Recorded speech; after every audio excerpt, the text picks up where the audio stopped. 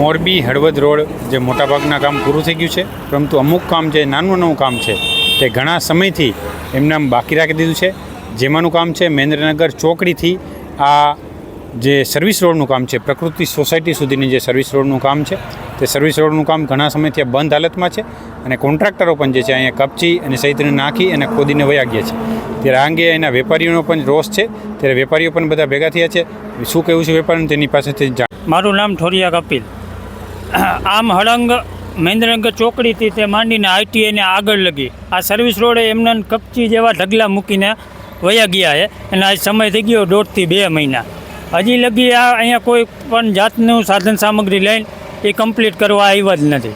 અહીંયા અમારે પાછળની સાઈડમાં ગેરેજ છે, તો અહીંયા ગાડી લઈને આવી તો અહીંયા ઢગલામાં એમને ગાડી હલવાઈ જાય છે અને ચોમાસામાં એમને પાણી ભરાઈ રહે છે. અંગે કોઈની રજૂઆત તમે કરેલી? રજૂઆત તો કેમ કે ઓલા સામેની સાઈડમાં પહેલાં સર્વિસ રોડ કમ્પ્લીટ કરવાનો તો એ કમ્પ્લીટ કરીને આનું કામ ચાલુ કર્યું હતું.